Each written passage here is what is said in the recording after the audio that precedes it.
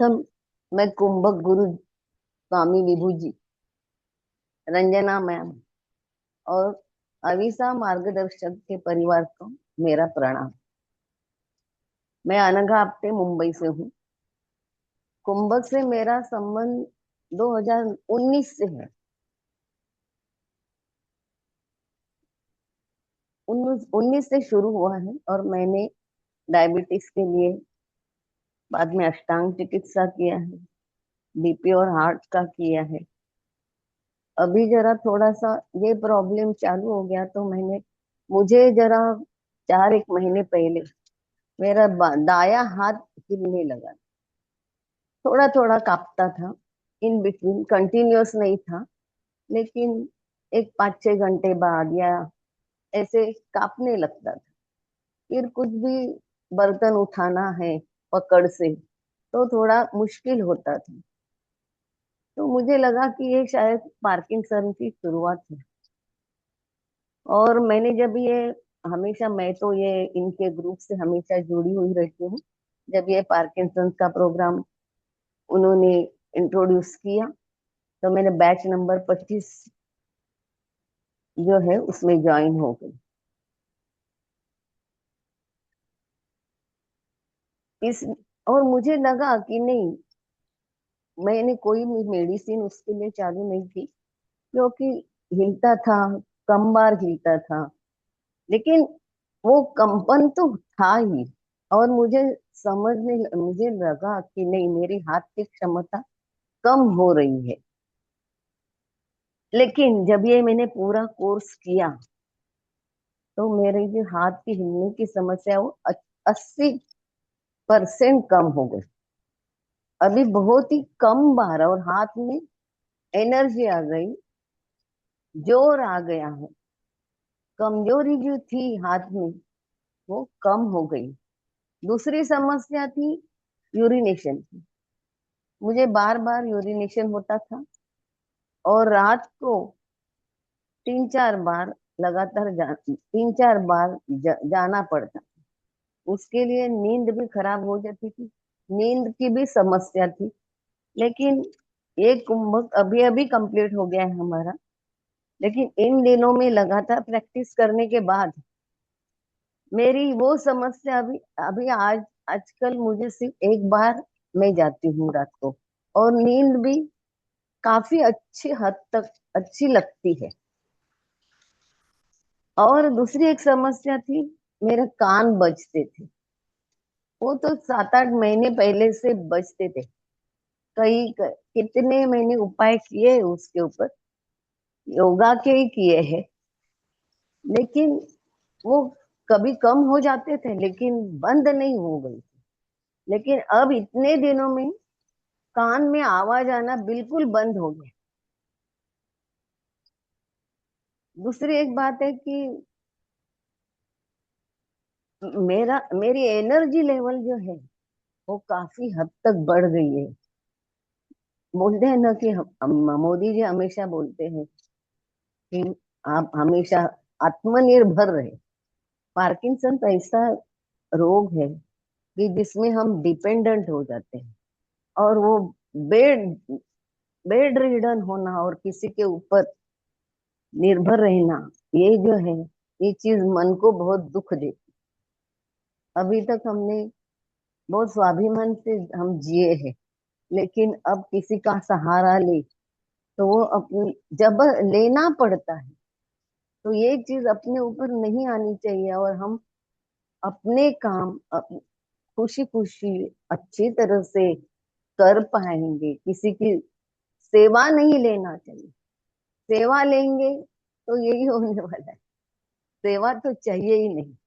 अपने काम खुद करने की क्षमता और दूसरों को भी हेल्प करने की क्षमता हमें आनी चाहिए। तो जैसे मैं तो सभी को आह्वान करती हूँ कि कुंभक के सिवा उसके लिए कोई चारा नहीं है। उससे जो कुंभक से जो मिला है इतने ये 2 महीने के कोर्स में, उतना उतना मुझे नहीं लगता है कि दवाइयों से मिलेगा। और मैंने इसका अनुभव, कुंभक का अनुभव बहुत बार लिया हुआ हूँ। मैं छोटे छोटे कोर्सेज भी कई बार लगता है तो कर देती हूँ कुंभक के। लेकिन कुंभक ये एक जादुई चाबी है कि जिससे तुम्हें आपको सुकून मिल सकता है, आप आत्मनिर्भर बन सकते हैं। और जैसे मेरी उम्र है 72, 72 ईयर्स।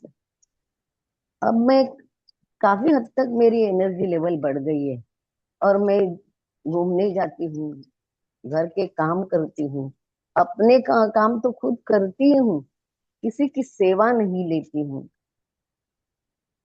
और हमें क्या चाहिए ये उम्र में, बताइए।